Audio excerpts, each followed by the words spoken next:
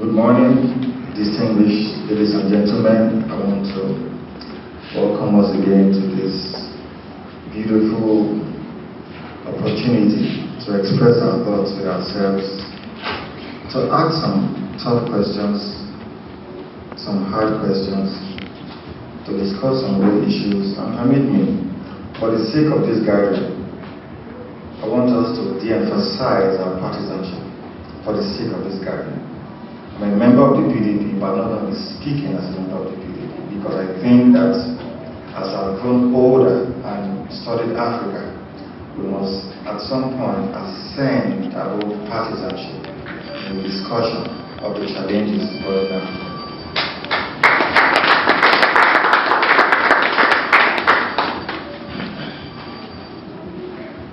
The median age in Africa today is 20 years.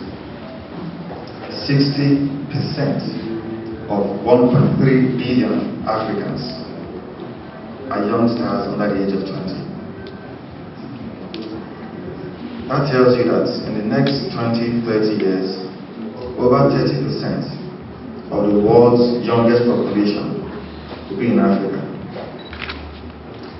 Is there a plan for this population? Is there a plan for the future of Africa? Is there a plan for the young people, some of whom are gathered here?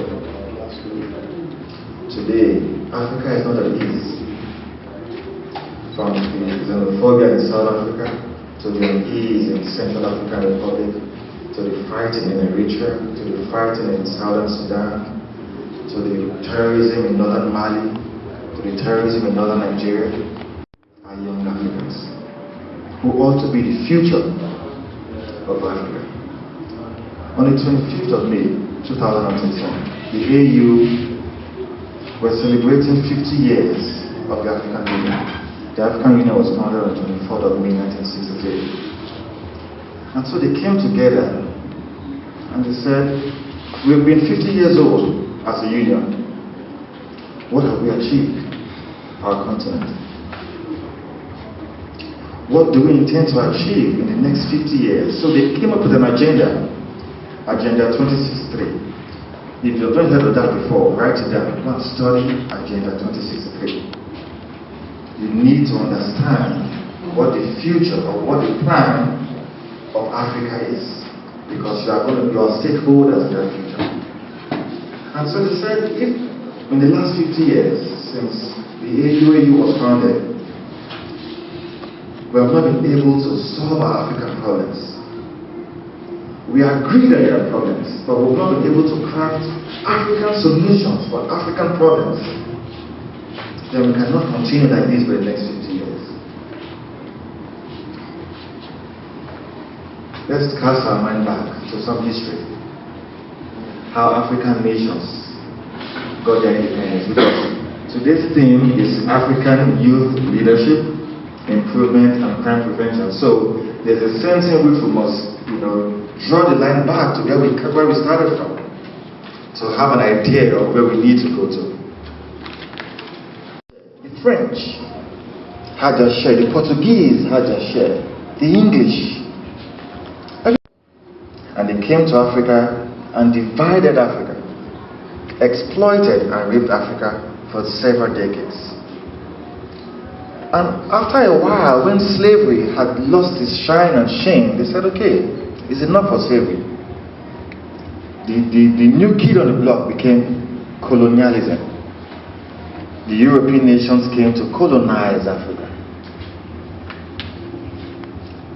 But during the period of this colonization, we had young Africans. In South Africa, we had Walter Sisulu, we had Governor Mbeki, we had Oliver Tambo. Later, we had Nelson Mandela. We had Agostinho Neto of Angola.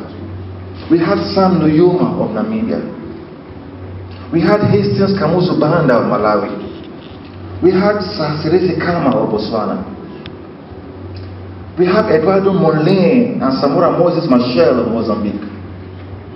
We had Kenneth David Kaunda of Zambia. We had Silvanus Olympio of Togo. We had Apollo Milton Obote of Uganda. We had Jomo Kenyatta in Kenya. We had Haile Selassie in Ethiopia. We had Julius Nyerere in Tanzania. We had Patrice Emery Lumumba in the DRC. We had Thomas Sankara in Botswana, Thomas Sankara of Burkina Faso, yes.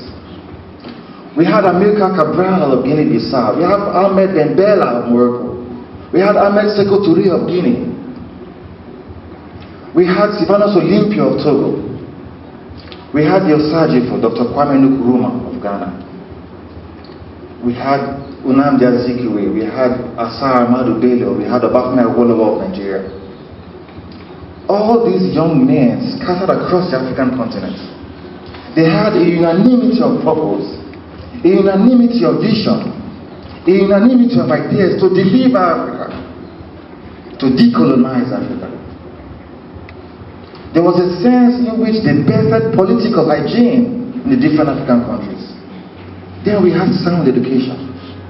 We had foreigners come to Nigeria, come to Ghana, come to Togo to get education.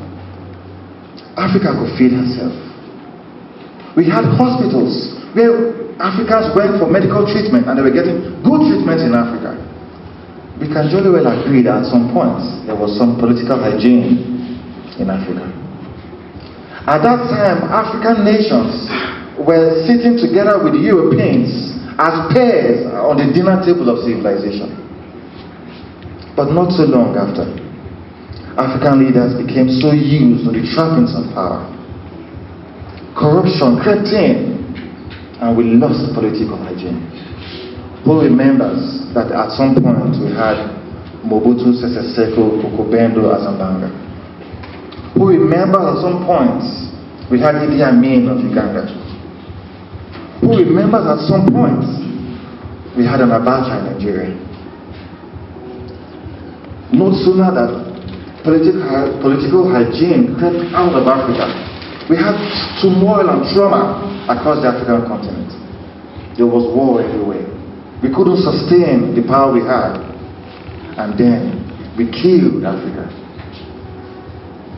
But you remember a political party. But you should have ideals that drive you. Are you bothered about the future of Nigeria? I would suggest you become a member of a political party. Or you become a member of an NGO. You become a voice to at least say something at every point in time. Let it be that you said something. Even if you are not there. But did you say something? Yes. Don't be comfortable to be quiet at the expense of anything. I do not like Adato Shomoli. Last year I met his son, Dr. Cyril, and he said that you have a history of writing and speaking against my father. That's all. Do you have an axe of ground with him? I said, sincerely speaking, I do not like your father. And not that I did not like him as a person, I did not subscribe to his primitive ideas of how government should be. He ruled Edo State for 8 years. So some he may have done well. But looking at the critical infrastructure of the state, the young people, did he build young people? That is what a leader should do. Beyond the building of roads, beyond the building of schools, human infrastructure. That is where the future is. Because those who are going to build the roads in the future, if they don't have the right minds today, that is why we build roads and in 2 months, the roads are not passable. The average mind of the person is what we should focus on. I will recommend the book to you, written by Kenyan writer Ngugi wa Thiong'o, Decolonizing the Mind. As Africans, as Nigerians, we must decolonize our minds. This is the time for it. There must be a chemotherapy of the mind of the average black man. And it starts with you. As a man thinks in his heart, so is he. It starts from what you put into your mind. We should transcend above this mundane, mediocre level of operation if we're going to make any progress. We cannot think the same way, expecting to do the same things and to have a different result. Many of us don't read. The failures of tomorrow are those who don't read today. There are some of us here in the last 2 years, you've never read a book. You're going to end up being miserable in the future. Because what will distinguish you is what you know. What will distinguish you is the capacity you have built in your mind, not the degree you have. That degree is everywhere. All of a sudden today, having a BSc is nothing. Everybody has a master's degree. So what is the quality of your thoughts? When you open your mouth to speak, can they say this man has gone to school? Gone to school, not that he has a degree, but he has educated his mind. That is what we need to be doing now as young people. That is why I love such a platform like this, where we can embarrass ourselves, where we can talk to ourselves, where we can interrogate our thoughts, away from the way it normally is. It doesn't matter who the president of Nigeria becomes 2019. 2019 is not really the future. Because we may not participate actively in the governance of 2019. We're talking about the next 20 years. Do I want to have a better system when I'm 60 years old? Do I want to say that I laid the foundation for the beautiful Nigeria I would have at 60? What foundation are we laying today for ourselves and our communities? It starts from us. My brother asked me that what would I want to do should I be elected as a legislator? What is it that you would do to ensure restructuring, I totally buy the idea of restructuring. I totally buy it. But even more importantly, I buy the idea of enlightened leadership. That is what Africa lacks. Enlightened leadership. That is what it is. So that even if we restructure now and we break into different groups, if we do not have those who are dedicated to the progress of our various groups, we'll probably be back in the same shithole. Enlightened leadership. That is why I want to celebrate leaders like Nana Akufo-Addo of Ghana and John Pombe Magufuli of Tanzania. There's a sense in which those men have bettered some fresh air in their countries. It goes beyond partisanship. Why should there be an animosity between the APC and the PDP, except on issues that have to do with governance? But what we have are, because we've emasculated them so much so that we've made them seem like gods and they can't take corrections. Now they arrest you because you speak against the government. Is it not a shame? If the government is doing well, you should encourage people. You should encourage people to express their views. People should be able to disagree with you. And you should not find it offensive because someone disagrees with you. Engage him on his thoughts and let us iron the things out. We are the ones who have elected those fools because the fools were selected from amongst us. So you can conclude that most of us are fools. Because if from time to time fools have been elected into government offices, that means they've been selected from amongst the people. So if it's going to change in the future, it starts from us changing the way we do things now. There must be a best of political hygiene starting from our constituencies. From our local sphere of contact. I would not apologize any good presidential aspirant. I will not. What I mean, I will not sing his praises unnecessarily. Until he has been given the opportunity to perform and he excels. On that basis, then I will praise him. Not because of what I think he can do. What has he done? What does he have the capacity of doing? I want to listen to him.